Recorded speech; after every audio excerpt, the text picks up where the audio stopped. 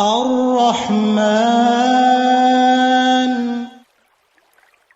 أعوذ بالله من الشيطان الرجيم. بسم الله الرحمن الرحيم. الرحمن علم القرآن خلق الإنسان علمه البيان الشمس والقمر بحسبان والنجم والشجر يسجدان. عليكم ورحمة الله وبركاته. إن الحمد لله نحمده ونستعينه ونستغفره ونؤمن به ونتوكل عليه ونعوذ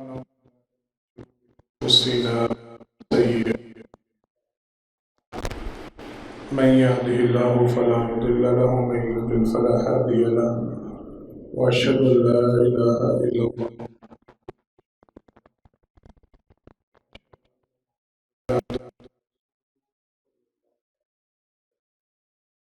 أما بعد فإن خير الحديث كتاب الله وخير الهدي هدي محمد صلى الله عليه وسلم وشر الأمور محدثاتها وكل محدثة بدعة وكل بدعة ضلالة وكل ضلالة في النار. أعوذ بالله السميع العليم من الشيطان الرجيم من همزه ونفخه ونفثه. بسم الله الرحمن الرحيم. وآت ذا القربى حقه والمسكين وابن السبيل ولا تبذر تبذيرا. ہر قسم کی تعریفات حمد و ثنا اللہ رب العالمین کے واسطے خاص ہے. انگن لاتعداد بے شمار امام الانبیاء حبیب کبریاء محمد مصطفیٰ صلی اللہ علیہ وسلم کی ذات گرامی پر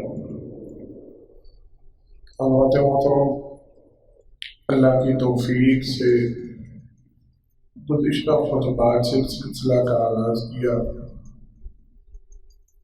صحابہ کرام رضوان اللہ علیہم اجمعین ان کی سوچ اور فکر یہ ہوا کرتی تھی کہ انسان دنیا کے اندر جیتے ہوئے ایسے کام کر جائے جو اللہ کو، اللہ کے رسول صلی اللہ علیہ وسلم کو پسند ہو، جن کے ذریعے سے اللہ اور اللہ کے رسول صلی اللہ علیہ وسلم کی محبت کو حاصل کیا جا سکے. اس حوالے سے صحابہ کرام رضوان اللہ علیہم اجمعین جناب محمد مصطفیٰ صلی اللہ علیہ وسلم سے سوال کیا کرتے تھے، پوچھا کرتے تھے کہ وہ کون سے اعمال ہیں جو اللہ کو، اللہ کے رسول صلی اللہ علیہ وسلم کو پسند ہیں. نبی کریم صلی اللہ علیہ وسلم نے مختلف مواقع پہ مختلف موضوعات کے حوالے سے مختلف افراد کی صورتحال کو دیکھتے ہوئے مختلف جوابات ارشاد فرمائے. ان جوابات کی روشنی میں ہم گفتگو کر رہے تھے کہ کون کون سے اعمال اللہ کو پسند ہے، اللہ کے ہاں محبوب ہیں. ہم نے ذکر کیا گزشتہ خطبے میں. آج انشاءاللہ العزیز یہ خطبہ اس موضوع کے حوالے سے کوشش کی ہوگی یہ آخری خطبہ ہو تاکہ اگلا موضوع بڑا قیمتی اور شروع کیا جا سکے. صحابی کا حاضر ہوئے جناب ابو قتادہ رضی اللہ تعالیٰ نے اس کے راوی ہیں. ایک قبیلہ تھا خشام، اس قبیلے کا ایک فرد نبی کریم صلی اللہ علیہ وسلم کے پاس آیا. اس نے آ کے سوال کیا، اللہ کے پیغمبر صلی اللہ علیہ وسلم کیا آپ اپنے متعلق گمان کرتے ہیں کہ آپ اللہ کے رسول ہیں؟ نبی کریم صلی اللہ علیہ وسلم نے فرمایا بالکل میں اللہ کا رسول. کہنے لگے اچھا اگر آپ اللہ کے رسول ہیں تو بتلائیے پھر اللہ کو اپنے بندوں کے اعمال میں سے کون سے عمل سب سے زیادہ پسند ہے؟ نبی کریم صلی اللہ علیہ وسلم نے فرمایا ایمان باللہ، اللہ کی ذات پہ ایمان رکھنا یہ اللہ کو بڑا پسند ہے۔ کہ اچھا سمما اس کے بعد کون سا عمل ہے جو اللہ کو اپنے بندوں کا پسند ہے؟ نبی کریم صلی اللہ علیہ وسلم نے ارشاد فرمایا صلۃ الرحم، اپنے رشتہ داروں کے ساتھ، تعلق داروں کے ساتھ، جن کے ساتھ خون کے رشتے ہیں، تعلق اللہ نے بنائے ہوئے ہیں، ان کے ساتھ صلہ رحمی کرنا، ان رشتوں کو جوڑنا، ان کے ساتھ تعلق کو بنانا، یہ اللہ کو بڑا پسند ہے۔ قسمما پھر اس کے بعد آپ صلی اللہ علیہ وسلم نے ارشاد فرمایا نیکی کا حکم دینا، امر بالمعروف و نہی عن المنکر، برائی سے منع کرنا، یہ اللہ کو بڑا پسند ہے۔ ہم بات کر رہے تھے صلہ رحمی کے حوالے سے، میں نے مختصر سا اشارہ بس دیا تھا صلہ رحمی کی سادہ سی تشریح۔ اگر کوئی اس کا مطلب معنی پوچھے تو اس کا سادہ سا معنی صرف نیکی کرنا نہیں، بڑی توجہ طلب یہ معاملہ، لوگ بہت دنیا اس حوالے سے غلط فہمی کا شکار ہوتی ہے۔ عموماً ہمارے معاشرے میں، ہمارے گھروں میں صلہ رحمی صرف نیکی کرنے کا نام نہیں۔ یہ نہیں کہ آپ اپنے رشتہ داروں کے ساتھ اچھا سلوک کریں، اچھا برتاؤ کریں، کھانا شانا بھیجیں، کھانے پہ بلائیں، دعوت کریں، صرف یہ نہیں، یہ صلہ رحمی کا حصہ ہے، یہ صلہ رحمی میں شامل ہے۔ لیکن صلہ رحمی اصل میں یہ بھی ہے آپ کے رشتہ دار آپ کے ساتھ برا سلوک کریں، اس کو برداشت کرنا۔ آپ کے رشتہ دار آپ کو باتیں سنائیں، تکلیف پہنچائیں، اذیت دیں، دکھ غم درد ان کی طرف سے آپ کو، اس کے باوجود آپ برداشت کرتے ہوئے، کنٹرول کرتے ہوئے، صبر کرتے ہوئے ان کے ساتھ اپنا تعلق قائم رکھیں، رشتہ داری کو جوڑ کے رکھیں، یہ صلہ رحمی ہے۔ میں بات کچھ سمجھا پایا ہوں؟ میں دوبارہ وضاحت کرتا ہوں۔ صلہ رحمی کا مطلب یہ ہے اپنے رشتہ داروں کے ساتھ حسن سلوک کرنا، اچھا برتاؤ کرنا، اچھا معاملہ، اچھا طریقے پیش آنا، خوشی غمی میں شامل ہونا، سارا کچھ۔ لیکن اگر آپ کے رشتہ دار آپ کے ساتھ تعلق توڑ رہے ہیں، آپ نے ان کے ساتھ تعلق جوڑنا ہے۔ آپ کے ساتھ برا سلوک کر رہے ہیں، آپ نے ان کے ساتھ حسن سلوک کرنا ہے۔ آپ کے بارے میں بری باتیں کر رہے ہیں، آپ نے ان کے بارے میں اچھی باتیں کرنی ہے۔ آپ کے ساتھ بائیکاٹ کرنا چاہتے ہیں، آپ نے ان کے ساتھ بنا کے رکھنا۔ اصل صلہ رحمی یہ ہے۔ جناب محمد مصطفیٰ صلی اللہ علیہ وسلم کی حدیث مبارکہ میں وضاحت، اور معروف حدیث آپ حضرات نے کئی مرتبہ سنی ہوگی۔ صحابی نے آگے عرض کیا تھا اللہ کے پیغمبر صلی اللہ علیہ وسلم آپ رشتہ داروں کے ساتھ، قرآن بھرا پڑا ہے، قرآن کریم میں نے ابھی جو آیت مبارکہ تھا وَآتِ ذِی الْقُرْبَىٰ حَقًّا، جو تمہارے قریبی رشتہ دار ہیں ان کو ان کا حق ادا کرو، اللہ نے لازم قرار دی۔ حق فرض ہوتا ہے، حق لازم ہوتا ہے، حق کو ادا کرنا ضرور۔ اللہ نے حکم دیا جو رشتہ دار ہیں ان کا حق کو ان کو ادا کرو۔ یہ نہ سمجھو کہ تم نیکی کر رہے ہو، یہ نہ سمجھو تم احسان کر رہے ہو، یہ نہ سمجھو یہ تمہارا بڑا بنا، نہیں، یہ تو ان کا حق ہے تم پہ، یہ تو تم پہ فرض ہے، یہ تو تم پہ لازم ہے۔ وَآتِ ذِی الْقُرْبَىٰ حَقًّا ان اللہ یامر بالعدل والاحسان وایتاء ذی القربیٰ، اللہ حکم دے رہے ہیں تمہیں اپنے رشتہ داروں کے ساتھ حسن سلوک کرنے کا، ان کے ساتھ اچھا برتاؤ۔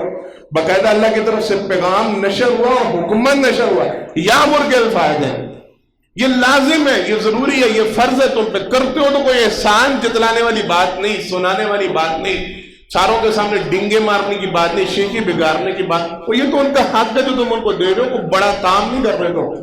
اپنے آپ کو غلط فہمی کا شکار نہیں، میں انہوں نے نہیں دیتا، میں صحابی رسول نے آگے عرض کیا اللہ کے پیغمبر صلی اللہ علیہ وسلم آپ صلہ رحمی کے حوالے سے بڑی تاکید کرتے ہیں، قرآن بڑی تاکید کرتا ہے، بڑی تلقین کرتا ہے۔ میں اس معاملے کو بڑا سمجھوں کہ رشتہ داروں کا بڑا حق ہے، ان کے ساتھ بنا کے رکھنی چاہیے، ان کے ساتھ جوڑ کے رکھنی چاہیے، ان کے ساتھ تعلق اچھا ہونا چاہیے۔ لیکن اللہ کے پیغمبر صلی اللہ علیہ وسلم اگر کنڈیشن یہ ہو میرے رشتہ دار، ان کا معاملہ بڑا عجیب ہے، یہ واضح حدیث اور حدیث کے الفاظ میں آپ کو سنا ہوں، میرے رشتہ داروں کا معاملہ بڑا عجیب ہے۔ کیا عجیب کر رہے ہیں وہ؟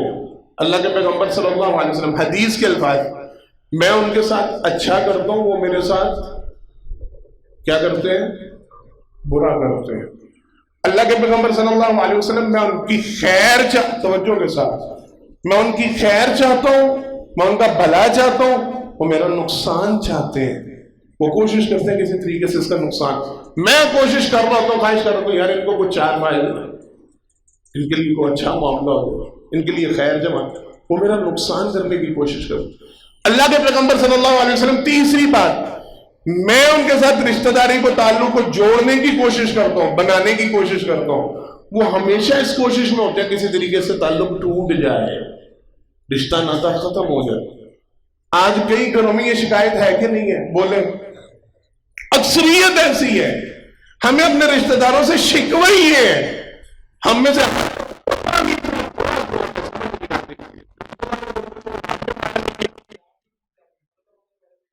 اسی بنا جانے ہوئی نہیں چنگے جانے انہوں نے ہو رہی سجی.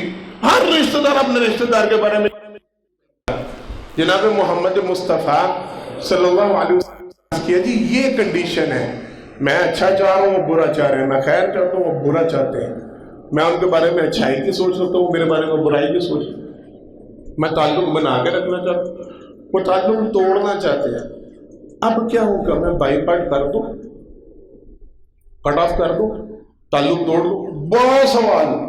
ہر جمعے, ہر دوسرے جمعے جب بھی اس موضوع میں بات ہو تب تو لازمی یہ سوال ہوتا ہے, وہ ہے ہی بڑے پیڑے نے, وہ ہے ہی بڑے عجیب نے, وہ تو انہوں نے نیچر نہیں پتا, تو انہوں نے سوچ نہیں پتا, تو انہوں بس چھڈ ہی دے, انہوں نے بارے سے گل ہی نہ کرو, اسی کہنے منہ نہ ہی لائیے, اسی کہنے بس پوری پوری رکھیے. یہ عام سوال.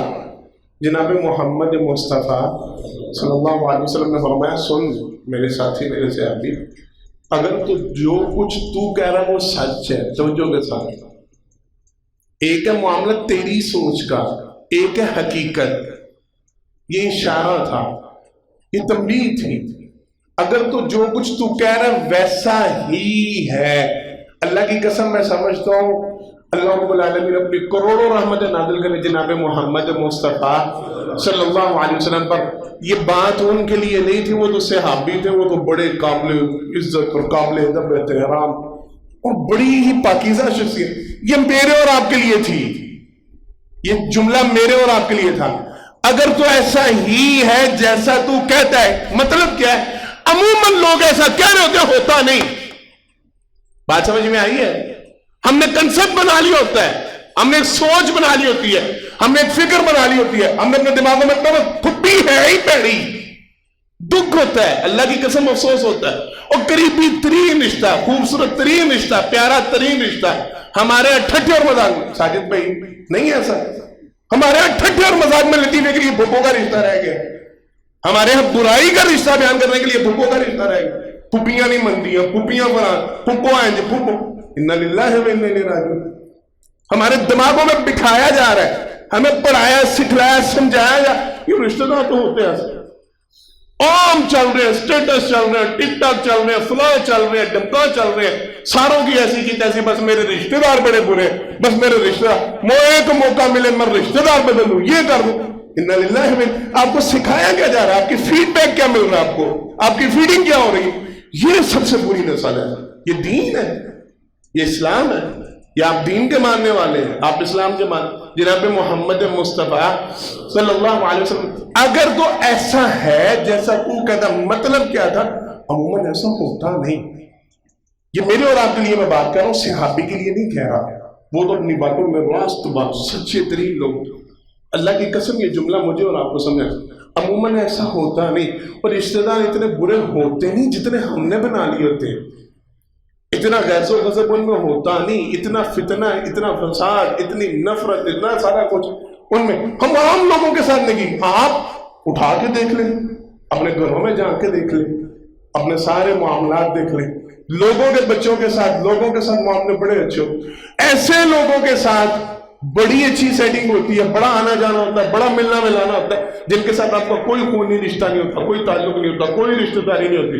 ان کے ساتھ بڑا آپس میں کرو. جی ہمارے لیے سگے رشتہ داروں سے بڑھ کے, اور سگے رشتہ دار ان کے ساتھ تو جی کئی سالوں سے بول چال ہی بن ہے, ایسا کہ نہیں؟ بولیں, جواب دیں. ہمارے گھروں میں آنے والے کئی مہمان ایسے ہوتے ہیں جن کا اکثر ہمارے گھروں میں چکر لگ رہا ہوتا ہے, اور وہ ہمارے لگتے کچھ بھی نہیں ہوتے.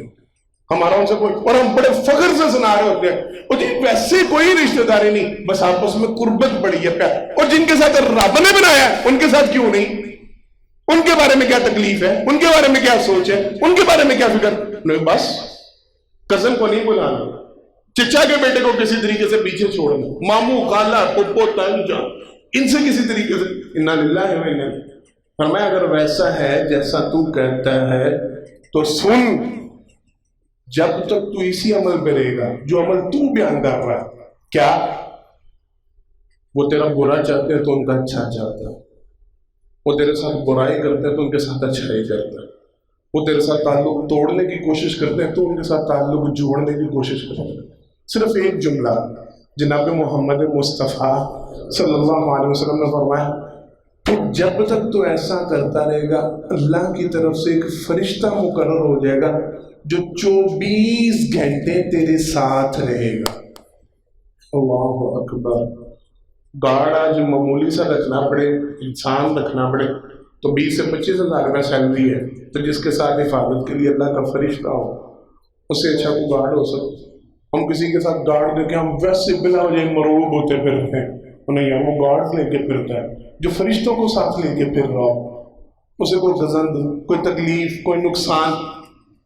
فرمایا جناب محمد مصطفیٰ صلی اللہ علیہ وسلم، تجھے یہ فکر ہے نا وہ تیرا نقصان چاہتے، تجھے یہ ٹینشن لیے جا رہی ہے نا وہ تیرا برا چاہتے، وہ تیرے ساتھ تعلق جب تک تو بنا کے رکھے گا، جب تک تو تعلق جوڑ کے رکھے گا، اللہ رب العالمین ایک فرشتہ مقرر کر دیں گے جو 24 گھنٹے تیرے ساتھ رہے گا۔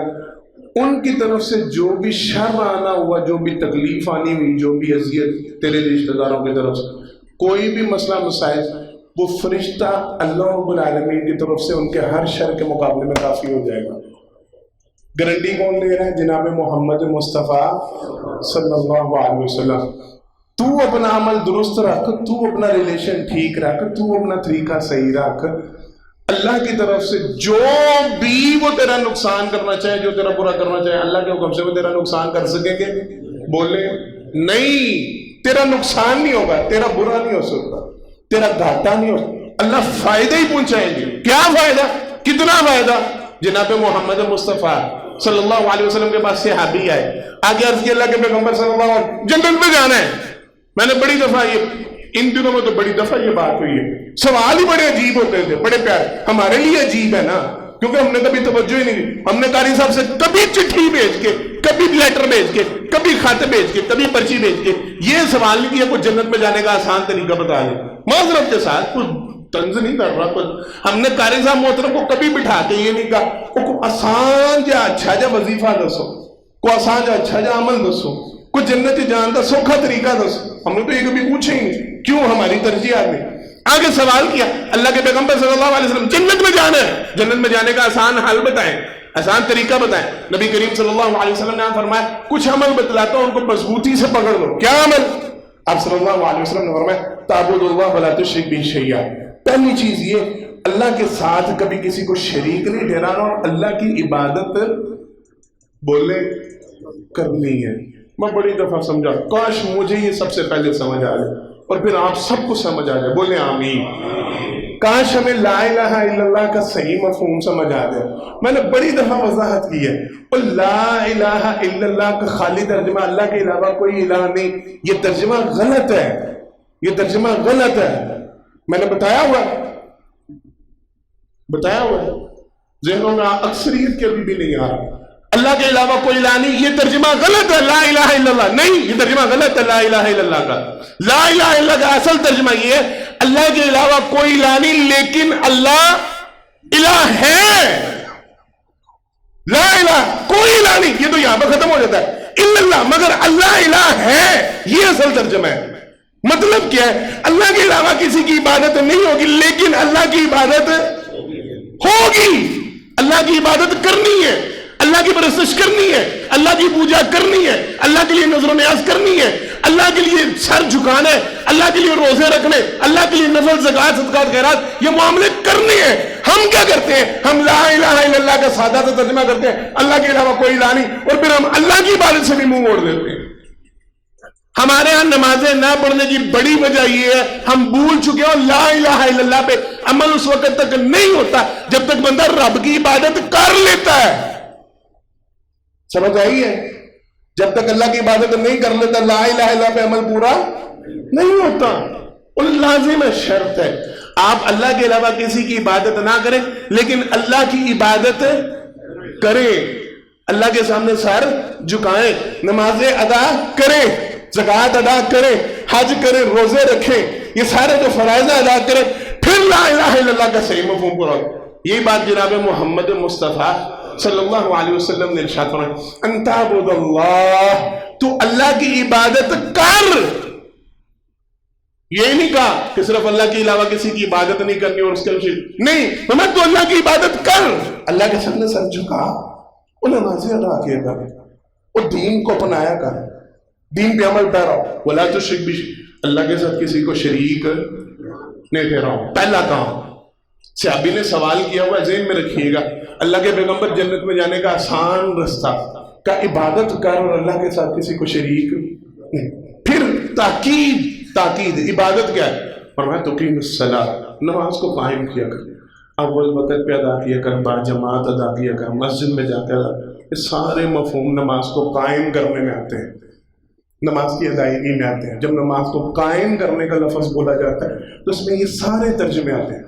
پر میں نماز کو قائم، مائیں بہنیں بیٹیاں اول وقت میں نماز گھروں میں ادا.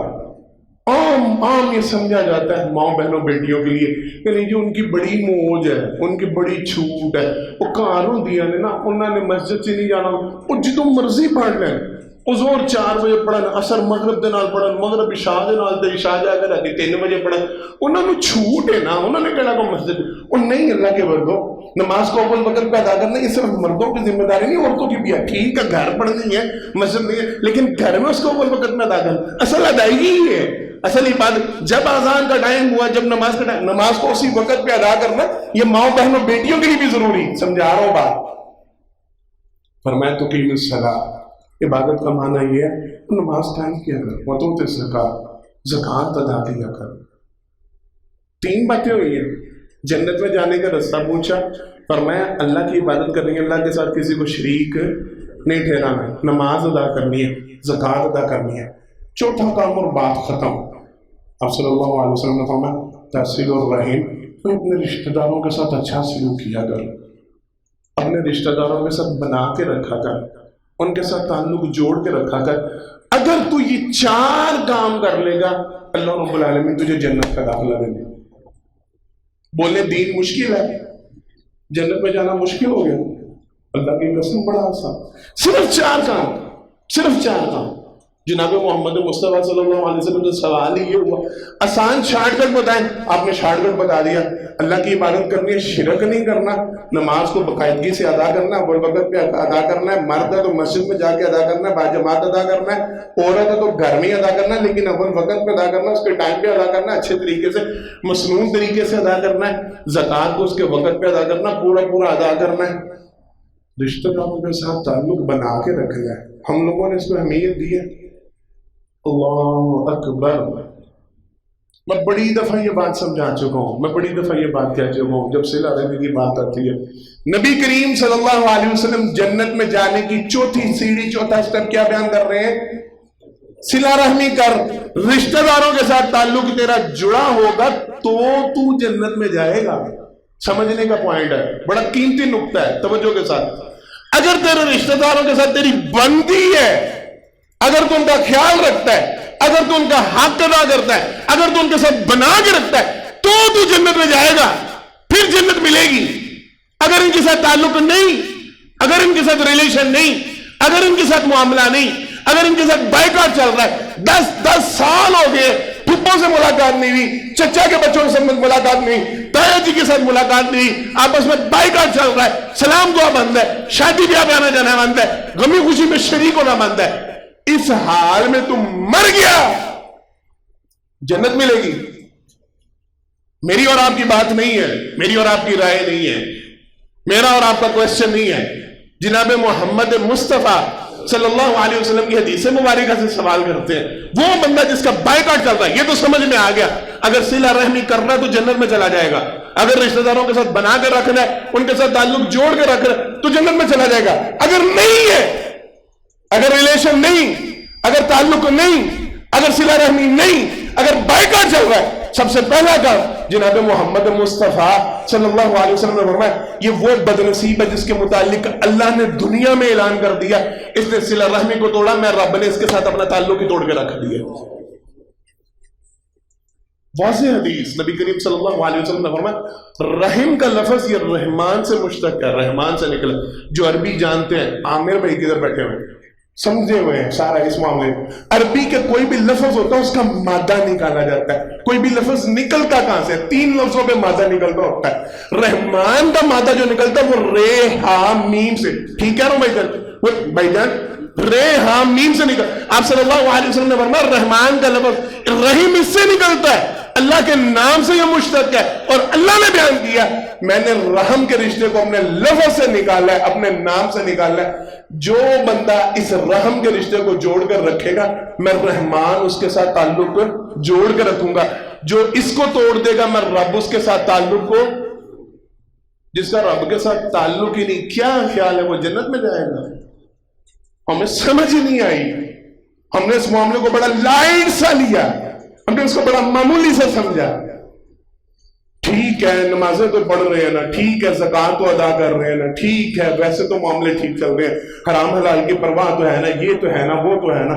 اب نہیں مانتے پھپھو تو کیا کرے، اب نہیں مانتے چچا تو کیا کرے، نہیں مانتے تایا تو کیا کرے، نہیں مانتے خالہ ماموں اور سارے ریلیشن ان کے ساتھ نہیں بنتے تو کیا کرے. یہ کچھ ضروری تو نہیں نا، دین یہ تو نہیں نا، یہ تو معاشرتی مسئلے ہیں نا، یہ تو خاندانی معاملے ہیں، یہ تو خاندان میں جھگڑے چل رہے اور اللہ طول چل رہے اور کئی نسلوں سے چل رہے اور کئی سالوں سے چل رہے. اور ہم یہ امید اور آس لگا کے بیٹھیں گے ابا جی بڑی عبادت کر رہے ہیں، میں بڑا دین پہ چل رہا ہوں اور میں بڑا کارمند ہوں اور ساری خاندان ساری فیملی اللہ کا شکر ہے بڑی حاجی نمازی ہے، تو کیا ہمیں جنت مل جائے گی؟ فرمایا تمہارا جنت میں جانا یہ تو دور کی بات، رب نے دنیا میں تمہارے ساتھ تعلق کو توڑ دیا ہے.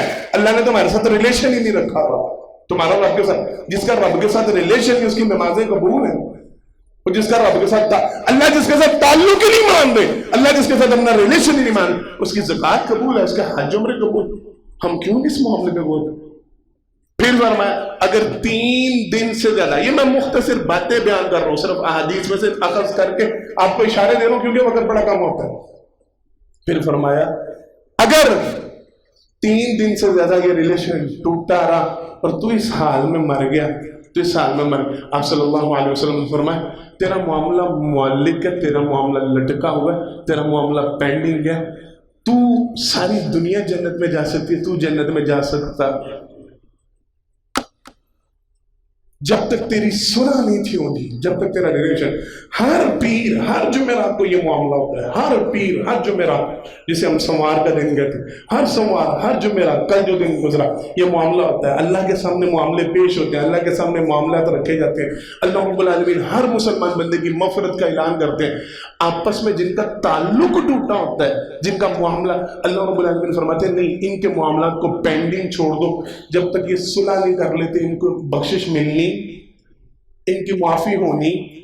تو جس کی معافی نہیں وہ جنت میں جائے گا. بولیں اصل نقطہ یہ، اصل مسئلہ یہ صلہ رحمی کرنے سے جنت ملتی ہے، یہ جنت میں جانے کا چوتھا سٹیپ ہے. لیکن اگر یہ نہ ہوئی تو جنت ملنی اوکھا کام ہو جانا، بڑا مشکل معاملہ ہو. اللہ کے لیے ریلیشن کی.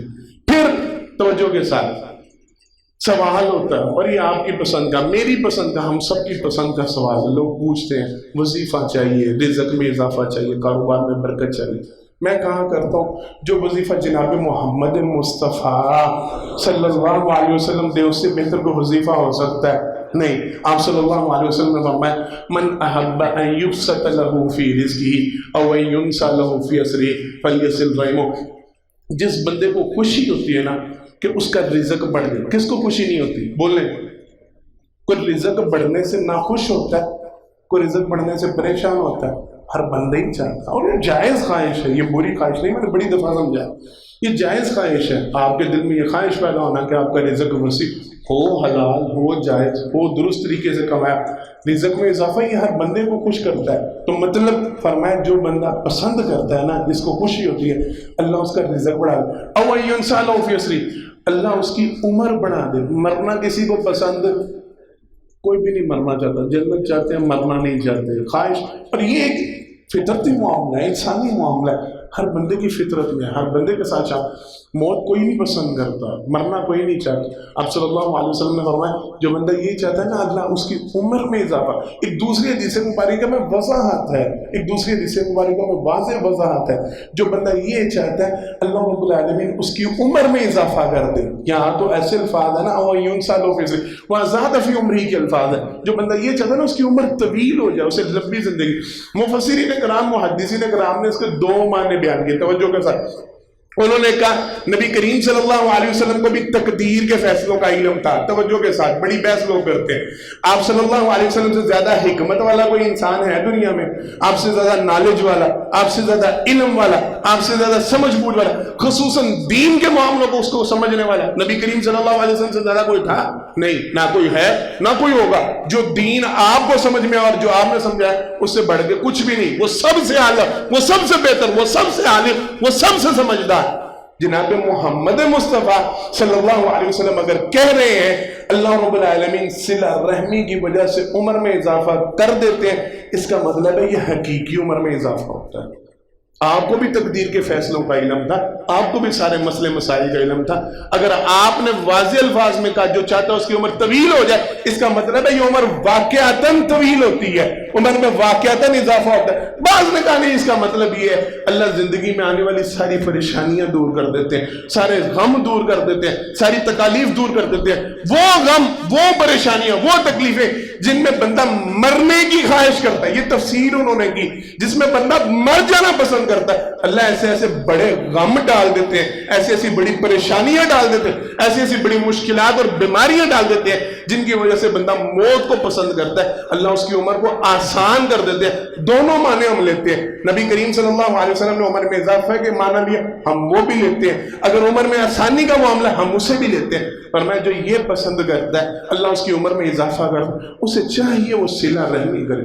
ہم کر رہے ہیں, ہم روزانہ رو رہے ہیں, ہم روزانہ رو رہے ہیں, کاروبار ٹھپ ہو گیا, مندہ پڑ گیا, یہ ہو گیا, وہ ہو گیا, تباہی پھر گئی, ایسے ہو گیا, ویسے ہو گیا. اور آپ سے پوچھیں حضرت صاحب تباہی تو پاکستان میں پھیری ہے, 70% ملک تو ڈوبا ہے. وہ آپ کی کتنے ریلیشن ڈوبے ہوئے ہیں, وہ آپ کے کتنے رشتے کئی سالوں سے ڈوبے. یہ سیلاب تو آپ کا ہے, یہ سیلاب تو آپ کے تو کئی سالوں سے بائیکاٹ چل رہے ہیں, آپ کا تو کئی سال سے قطع تعلق ہی چل. آپ اپنے بارے میں کیا گمان کرتے ہیں؟ آپ پاس ہیں, آپ کامیاب ہیں, آپ کو رزق کھلا ملے گا؟ نہیں, رزق تو ان کو ملتا ہے جو صلہ رحمی کرتے, جو رشتہ داروں کے ساتھ بنا کے رکھتے ہیں, جو تعلق جوڑ کے رکھتے ہیں. ہاتھ اٹھا کے وعدہ کریں بنائیں گے انشاءاللہ رشتہ داروں کے ساتھ تعلق جوڑ. ابھی بڑی حدیث تھی لیکن وقت میرا مکمل ہو چکا, میرے بعد مکمل. یہاں پہ بات ختم کریں. لازماً رشتہ دار جو بھی ہیں, جیسے بھی ہیں, جو معاملہ کر رہے ہیں, رشتہ داری کا حق ہی ہے. بڑے لوگ یہ سوال کریں گے, پھر پوچھیں گے, پھر بتا رہا ہوں, ابھی بتا رہا ہوں, مجھ سے جمعے کے بعد اس موضوع پہ سوال نہ کیجیے گا, میں ابھی آپ کو کلیئر کر رہا ہوں. رشتہ دار مشرک ہیں, توجہ کے ساتھ, رشتہ دار بدعتی ہیں, رشتہ دار فلانے ہیں, رشتہ دار ٹمکانے ہیں. اور جناب محمد مصطفیٰ صلی اللہ علیہ وسلم کے پاس آ کے جناب اسماء بنت ابی بکر نے سوال کیا تھا, میری ماں مشرکہ, خالی مشرکہ نہیں کافر ہے, ایمان ہی نہیں قبول کیا, اور میری ماں وہ ہے جو جناب محمد مصطفیٰ صلی اللہ علیہ وسلم کی ذات میں گستاخی کرتی ہے. اللہ کے پیغمبر میرے پاس آئی ہے, مجھ سے اس نے سلوک چاہتی ہے. فرمایا اسماء, وہ سارے معاملے اس کی ذات کے ساتھ منسلک ہے, تیرا جو رشتہ داری کا حق ہے وہ ادا کرنا لازم ہے, وہ ضروری ہے. وہ آپ کو رشتہ دار پیڑے نے, چنگے نے, فلان نے, ٹمکان نے, وہ بھائی جو معاملہ وہ ان کے ساتھ ہے, آپ کو رشتہ داری کا حق ادا کرنا پڑے گا. آپ اس بنیاد پہ بائیکاٹ کر کے بیٹھ جائیں کہ آپ بڑے مسلی اور آپ بڑے نیک اور آپ بڑے صوفی انسان ہیں, اور رشتہ دار پیڑے نکل رہے ہیں, تو اب آپ نے ان کے ساتھ بائیکاٹ کر, آپ نے بائیکاٹ کر دیا, آپ نے تعلق توڑ دیا, آپ نے بول چال بند کر, ان کو کون سمجھائے گا؟ ان کی اصلاح کو, ان کو جہنم کے لیے چھوڑ دیا, ان کو شیطان کے لیے چھوڑ دیا, ان کی خیر کون کرے گا؟ نہیں, سمجھانا آپ کا بس. ایک آخری بات میں نے کرنی اور پھر انشاءاللہ بات مکمل. جناب محمد مصطفیٰ صلی اللہ علیہ وسلم کی حدیث مبارکہ, سرور کائنات صلی اللہ علیہ وسلم نے ارشاد فرمایا ان اللہ وتر یحب الوتر, اللہ رب العالمین تنہا اکیلے ایک ہے, اللہ ایک ہے, اللہ ایک کو پسند کرتے ہیں. عبادت میں جو عبادت طاق ہو اللہ اس عبادت کو پسند کرتے ہیں. کوشش کیا کریں اپنی عبادت کو کیا. پہلی بات تو یہ ہے، یہ عام عبادات کے حوالے سے تسبیحات، معاملات جو بھی ہیں ان کو پھر ایک خاص عبادت جسے کہا ہی وطر جاتا ہے، رات کو عشاء کی نماز کے بعد جو وطر پڑھا، یہ خاص اس کے حوالے سے بھی ہے.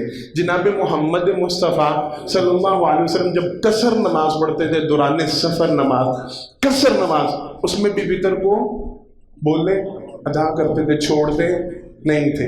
وطر نہیں معاف، وطر نہیں چھوڑا جاتا ہے، نفلی عبادت، لیکن اللہ کو اتنی پسند ہے، اللہ کو اتنی محبوب ہے کہ جناب محمد مصطفیٰ صلی اللہ علیہ وسلم جب قصر نماز پڑھ رہے ہوتے ہیں، جب 4 کی 2 رہ جاتی ہیں، نبی کریم صلی اللہ علیہ وسلم اس وقت بھی وطر کو چھوڑتے نہیں تھے. اہتمام کر رہے ہیں وطر کا، کریں گے انشاءاللہ. نہیں کر رہے تو اللہ کے لیے توجہ کریں، اللہ کے لیے خیال کریں. آسان سے 1 رکعت کی عبادت، صرف 1 رکعت. اللہ کو یہ بڑی پسند ہے، اللہ کو یہ بڑی محبوب ہے. نبی کریم صلی اللہ علیہ وسلم اس کا بڑا اہتمام کیا کرتے تھے. میں اور آپ یہ کوشش کریں اس عبادت کو اپنائیں. آج کا جمعہ ختم ہے، انشاءاللہ وقت مکمل. 1-2 بات تھی وہ پھر کبھی انشاءاللہ موقع ملا پھر کریں گے، لیکن اس موضوع پہ انشاءاللہ آپ کی بات نہیں. باقی آگے انشاءاللہ بڑا قیمتی موضوع شروع ہو رہا ہے. سارے ساتھیوں سے گزارش ہے لازمی وقت پہ آیا کریں، ٹائم پہ آیا کریں، اول وقت پہ مسجد میں پہنچا کریں، اذان سے پہلے آیا کریں تاکہ خطبہ کا فائدہ ہو. آخر دعوانا الحمدللہ رب العالمین. ان الحمد للہ نحمده ونستعینه ونستغفره ونؤمن به ونتوکل علیہ ونعوذ باللہ من شرور انفسنا ومن سیئات اعمالنا. من يهده الله فلا مضل له ومن يضلل فلا هادي له واشهد ان لا اله الا الله وحده لا شريك له واشهد ان محمدا عبده ورسوله صلی اللہ علیہ وسلم. حضرات محترم، پہلے خطبہ جمعہ میں اللہ کی توفیق سے اس حوالے سے وضاحت کی گئی. اللہ کو جو اعمال بہت زیادہ پسند ہیں، بڑے محبوب ہیں، جن کے کرنے کی وجہ سے اللہ آپ سے محبت کریں گے. اگر آپ یہ چاہتے ہیں آپ وہ کام کریں جو اللہ کو پسند اور محبوب ہے، اور اللہ ان اعمال کے کرنے والوں کو پسند کرتے ہیں، تو پھر ان میں سے ایک کام یہ ہے صلہ رحمی کریں، رشتہ داروں کے ساتھ تعلق بنائیں. اپنے چچا، ماموں کو، تایا، بہن بھائی، خاص ماں باپ، ان کے ساتھ اپنا ریلیشن ٹھیک رکھیں، ان کے ساتھ اپنا تعلق بنا کے رکھیں. یہ لازمی اور ضروری ترین معاملہ ہے. جنت ان کے ساتھ تعلقات کی بنیاد پہ ملتی ہے. جن کا ان کے ساتھ تعلق نہیں ہوتا اس کی جنت پینڈنگ ہو جاتی ہے، لٹک جاتی ہے، معلق ہو جاتی ہے، اس کو جنت میں نہیں بھیجا جاتا. رزق میں برکت ان کی وجہ سے ہوتی ہے. جتنا آپ ریلیشن بنا کے رکھیں گے تعلق، اتنا اللہ آپ کا رزق بڑھا دیں، اللہ اتنی آپ کی پریشانیاں دور کرتے، اتنا آپ کی عمر میں اضافہ کر، اتنا آپ کے حسنات میں اضافہ. یہ سارے معاملے رشتہ داروں کے ساتھ جڑے ہوئے ہیں. جب تک ان کے ساتھ تعلق جوڑ کر رکھیں گے اللہ آپ کے ساتھ تعلق جوڑ کر رکھیں گے. جب رشتہ داروں سے بائیکاٹ اور کٹ آف کر دیں گے اللہ آپ کے ساتھ کٹ آف کر دیں گے. اپنا تعلق ان کے ساتھ بنا کر رکھیں، ان کے ساتھ اپنا معاملہ جوڑ کر رکھیں. وہ اگر برے ہیں، وہ اگر نقصان پہنچانے والے، وہ اگر اذیت ہیں، ان کی باتوں کو برداشت کریں، ان کو کنٹرول کریں، اپنے آپ پہ کنٹرول کریں. سمجھیں اللہ کی طرف سے یہ آزمائش ہے، اس آزمائش میں وہ اترنا. کبھی بھی رشتہ داروں کی طرف سے پہنچنے والے غضب، نقصان کی بنیاد پہ ان کے ساتھ کٹ آف نہ کریں، ان کے ساتھ تعلق نہ توڑیں، ان کے ساتھ اپنا آپ بنا کے رکھیں، ان کی باتوں کو برداشت کریں. اسی کا نام صلہ رحمی. آخری بات وطر کے حوالے سے کی گئی. یہ اللہ کے یہاں بڑی پسندیدہ عبادت. اللہ خود اکیلے ہیں، ایک ہے، اور اللہ ایک یا تاک عبادت کو پسند کرتے ہیں. وطر اس میں خاص ہے. کوشش کریں کہ ساری عبادتوں کو تاک بنائیں. کھانے پینے کو تاک بنائیں. کھجوریں کھا رہے ہیں، کچھ بھی کھا رہے ہیں، 3 گھونٹ پانی ہم پیتے ہیں وہ تاک ہوتا ہے. اسی طرح کھجوریں 5-7 جناب محمد مصطفیٰ صلی اللہ علیہ وسلم، یہ تاک. جو بھی کوشش کریں عمل کو تاک کرنے کی کوشش کیا کریں، اور عبادت کو تاک کرنے کے لیے، نماز کو تاک کرنے کے لیے وطر کا اہتمام کیا کریں. لازم عشاء کی نماز کے بعد وطر پڑھا کریں. نبی کریم صلی اللہ علیہ وسلم نے سفر کی حالت میں بھی اسے نہیں چھوڑا. اعلانات ہیں ہماری اس مسجد میں 25 ستمبر بروز اتوار بعد نماز عشاء محترم جناب قاری عبداللہ صاحب حافظہ اللہ، ان کے قرآن کریم کے تکمیل کے موقع پر نماز میں ماشاءاللہ جو قرآن کریم پڑھتے ہیں اس کے تکمیل کے موقع پر قاری شفیق الرحمن علی صاحب در سے قرآن ارشاد فرمائیں گے. ساتھ ساتھی لازم شریف کو قاری صاحب کے لیے بھی مبارک ہے. اللہ رب العالمین کو مزید برکتیں عطا فرمائے، اللہ رب العالمین کو مزید استقامت عطا فرمائے، ان کا سایہ ہمارے سروں پہ تعدیر قائم نہ رکھے. ایک ساتھی نے شادی کے لیے دعا کی درخواست کی، ان کے لیے دعا کی. جتنے ساتھی جس اس معاملے میں پریشان ہیں اللہ سب کے لیے آسانی والا معاملہ فرمائے. ایک بڑی ضروری دعا، ایک اعلان اور ایک تنبیہ کی تاکید تھی، بڑی توجہ سے سنیے گا. परसों की बात है, गालिबन कल या परसों की बात है, मैंने हमारे इंतहाई प्यारे साथी, हमारे बड़े कीमती बुजुर्ग, अल्लाह की कसम उठा के कहता हूँ, मैं पहले वजाहत कर दूँ, कोई तमज़्ज़फ़ ये ना समझे कि मुझे किसी की दौलत की कोई परवाह होती है, किसी के कोई ओहदे से कोई लालच होता है। अल्लाह का आरब हाँ शुक्र है, अल्लाह सारी ज़िंदगी ऐसा रखे, हम सबको ऐसा बनाए, मुझे इन चीज़ों की परवाह नहीं होती, मुझे इन चीज़ों की दीन की बुनियाद पर ताल्लुक़ होता है, दीन की बुनियाद पर पसंदीदगी होती है किसी के रिलेशन के साथ। अल्लाह ने दिल में ये बात, अल्लाह सबके दिल हमारे ऐसे बना। उनको मैंने कॉल की, हाजी अब्दुल रशीद साहब रूबी फोम वाले, मारूफ हमारे बड़े प्यारे साथी, बड़े कीमती साथी, अल्लाह उनकी उम्र में, उनकी सेहत में, उनके अमल में ढेरों बरकत अता फरमाए। मेरे और आपके लिए बड़ा ताकीद जुमला, मैं उनके आगे भी बातें बताया करता हूँ, मैं बड़ी शदीद अल्लाह की रज़ा की उनसे मोहब्बत करूँ। हाल अहवाल पूछा, मुस्कुराते, बिल्कुल ठीक है वो। मैंने कहा सेहत दर्द का सुना है, उनकी बाजू फ्रैक्चर थी, आप लोगों को मैंने बताया हुआ है। मैंने पूछा सेहत का सुना है, बाकी मामले ठीक है, बस सर पे थोड़ी सी चोट।